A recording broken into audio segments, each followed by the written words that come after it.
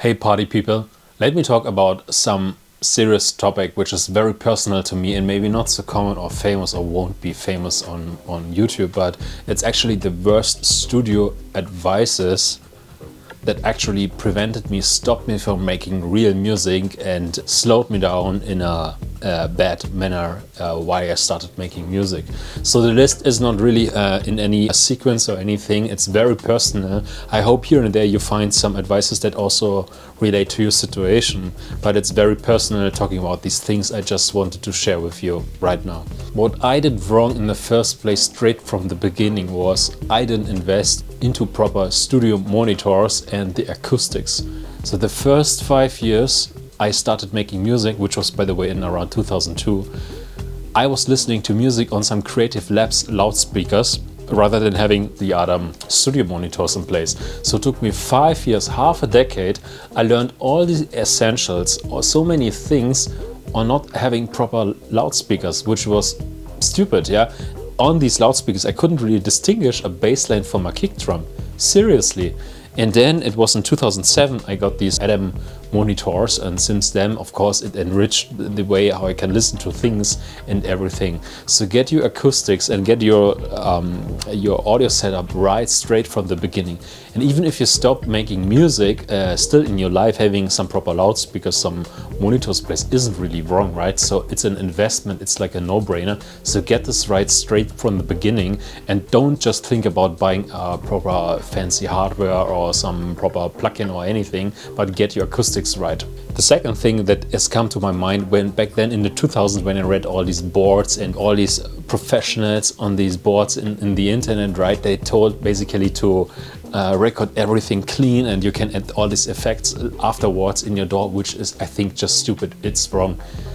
Commit yourself to a proper sound. Commit yourself. If you play something with a delay and with an equalizer, record it like you listen to, and then stick with it, deal with that, and commit yourself to that sound, that tone, that thing that you just heard.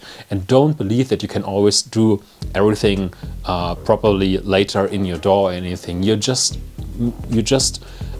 lose focus and you're not really committing yourself to the idea that you just had while you were playing the sound. So stop recording things dry, record things like you want them to hear, and commit yourself to that sound what you just hear. Number 3. So this is very personal, but very important for me to tell you. So don't make yourself depend on other people when making music. And by this I mean, don't believe in collaborations, don't believe in A&R artists, don't believe in labels, don't believe in other artists, don't believe in, so do not depend on anybody to do your thing. Try to do as many things as possible in a kind of DIY style, but get things right. And on the way you will find people, of course, that like to do and help you and support you with, and they can enrich also your sound and the things, your vision of creating music. And maybe you form a band and that's all nice, etc. But I learned my way. Unfortunately, there were so many people and friends also that I depended on. I was waiting for them, I was listening to them, and they did things that I didn't really like, and it just led me to nowhere, to nothing. Everything I was doing is basically, solo. Yes, of course, there are some people I love to collaborate with, and of course proper things are done with other people, of course, yeah, so don't get me wrong. It's just like, don't depend and put yourself in a dependency of other people, and rather think about how could you do things on your own to get further, to get to the next step. Just think about this. Number 4, I call this reset the preset. If you listen to these, or if you read these boards or these professionals, what they're talking about, they'd say, don't use presets, don't depend on other things. You have to basically delete everything, build everything on your own, like from the clean preset and everything. Bullshit, that's completely bullshit. I strongly believe music especially is something, you get an idea, you get a sound, you get a sample or whatever you call it from a technical point of view. And it's about the combination of things. It's not about that you build everything on your own, yeah, and you're not God. You're not like building nothing from zero and build basically nature, or like reinvent any sound. That's stupid, yeah. So use what you have. Use the presets in your synthesizer. Use your DAW. Use the plugins. Use the presets. Use sounds you can find on the internet to actually make music. And I strongly believe, and I think society is not really there, and also the music society. Combine things that are there, yeah, as long as it's legally fine, yeah, and combine these things, and then you're actually making music. And don't think about so much about that somebody else created this, and you think this is idea, or that track, or that sample, or that patch is from somebody else. That's stupid. That's wrong. Think about it. Think about it the other way around. You make music, and music consists of 12 tones, right? 12 semitones. So all these combinations of all these tones are actually out there already. So who are you that you believe that you have some unique melody? So again, stop that and do not reset everything. Rather, use what you have already. So in this idea, I think if you even think further, it's not just presets or samples. It's also like about new ideas. So yes, there's this advice out there in the internet that you should delete everything if it's not getting you somewhere, and rather start from scratch and start something new, because otherwise you don't have a free mind. I think this is wrong. I think you should save ideas.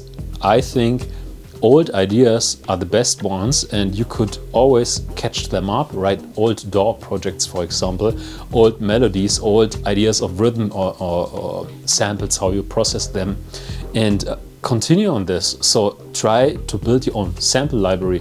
Try to build your own idea or library of ideas. Try to build your own, I call this stem vault, by the way, in my system, where I have some drum loops and things I did, and maybe they did not lead to a track, to a proper song, but maybe I can use them in the future.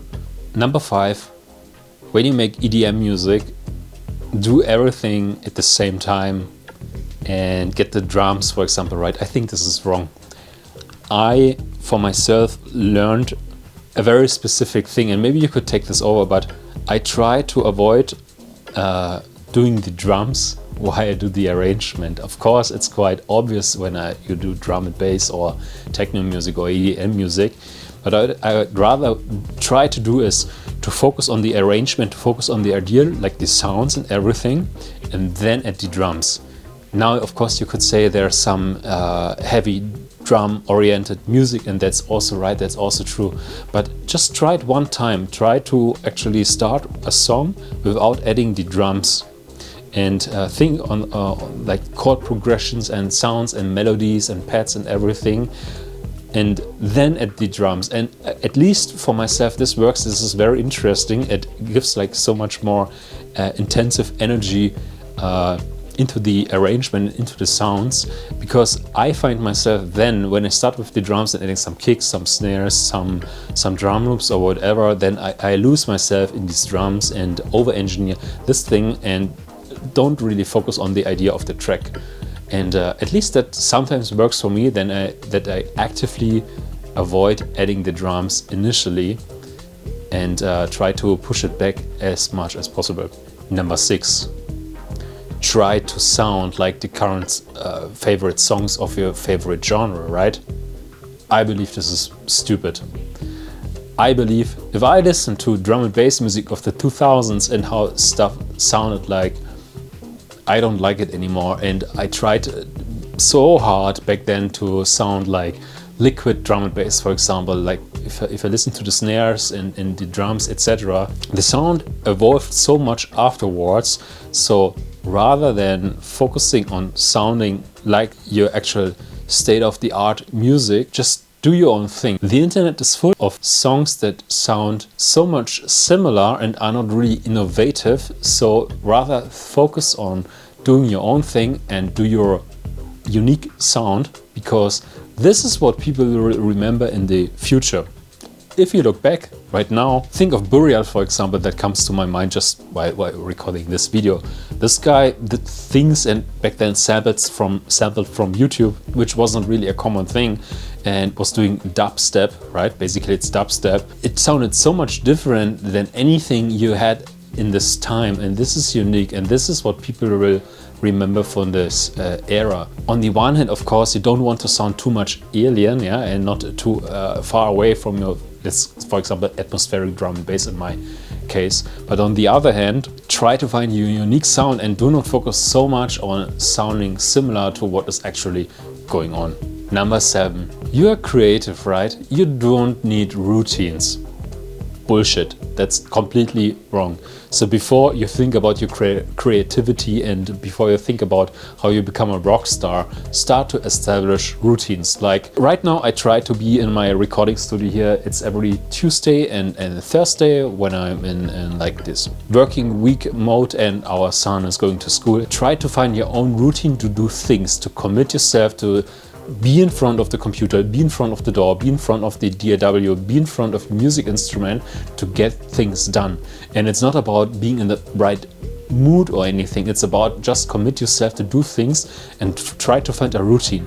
I also have to find a routine to record these YouTube videos, yeah, and sit here, get everything right and talk into this camera like I'm alone here in this room, but I have to do this, right? Because my routine tells me to do so. And once you have your routine, you stop to think about things, why you should do it, when you should do it, how you should do it, you just do it. So try to establish as many routines as possible. And this is also true for your music career and for your recording sessions. I try to distinguish between recording, I call it jam sessions, which is about finding new things and playing around and recording a loop. But on the other hand, then I sit there and try to finish a song. I try to add an arrangement, I try to optimize the sounds, I try to do a mixdown, I try to do a mastering, and I try to put everything together to, for example, an EP.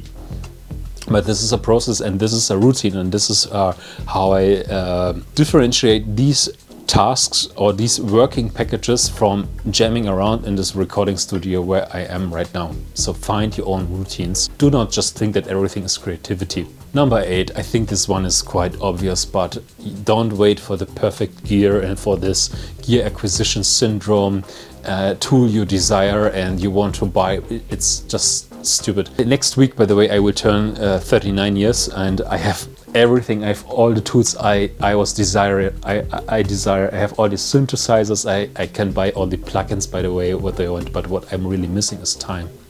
And when I look back, when I started making music, this was around beginning of when I was 16. At the age of 16, I had nothing.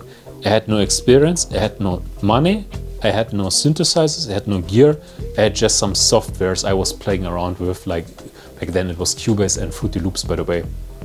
But I had all the time in my life. I had so much time, I was investing and I had everything. All these plugins and everything was already there. And yes, you could say Serum synthesizers sound so awesome. Back then this wasn't existing. And back then the virus synthesizer was the thing I was longing for the most, by the way. And then I got it a few years afterwards.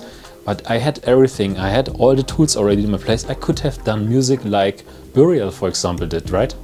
I could have done all this interesting music. Cubase back then and the plugins in Ableton Live, everything was there. It was just my experience that wasn't really there. It's not the gear, it's not the technology.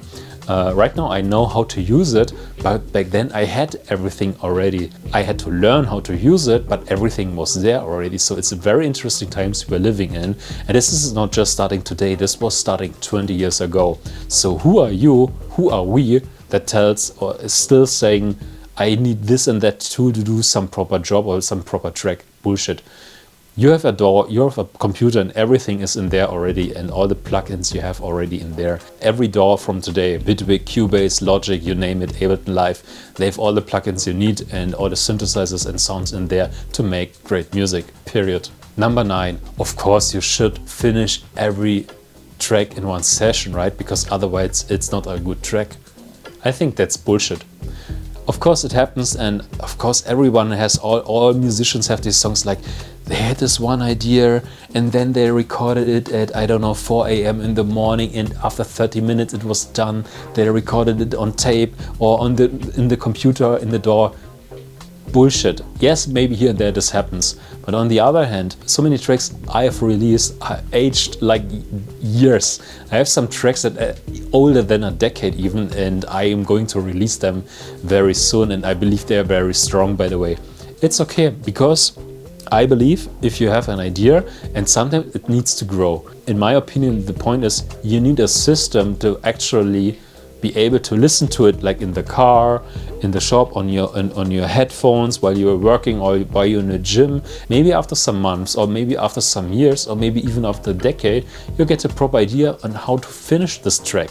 Do not believe that if you like start a track or an idea and you're not just making it in that night finished, and like 3 days, like you're not producing a future classic. That's not the reality. The reality is good things very often need time to grow. So rather invest time and think about how you can create a system in your own routines, again routines, to get an idea to a proper state, to a proper track, and getting things done. Maybe it takes a while to finish things, and that's actually good. That's a good thing, right? That's fine. And my last point is point number 10. Listen to the experts, right? So, right, the experts tell you the kick drum has to be -6 dB, and then you need this and that ratio. Record things always clear. Everything is stupid. Do not listen to anybody. Just make music. It's so obvious, but there's so much music coming out where actually, like if you made music already some decades back, or like 10, 20, 30 years ago, you think like, oh God, what did this guy did? They did everything wrong maybe, but maybe these tracks become a hit because they did something differently, because they did not listen to the experts. So stop listening to the experts. Maybe you can check some tutorials how things are done, but there's no way to do things wrong. So of course, if the song sounds stupid, then it sounds stupid. But there's no way to do things wrong and how to do things right. That's just not working anymore. So stop listening to the experts and just do your thing. Thanks again for watching. This was very emotional for me in talking about these 10 points that have come to my mind that I wanted to talk about for a longer time. I hope here and there you find some advices that are reflecting also your situation, and I just try to make this world a better one, and let's make some proper music, and give me a like, of course. Yeah, so talk to you soon. Bye.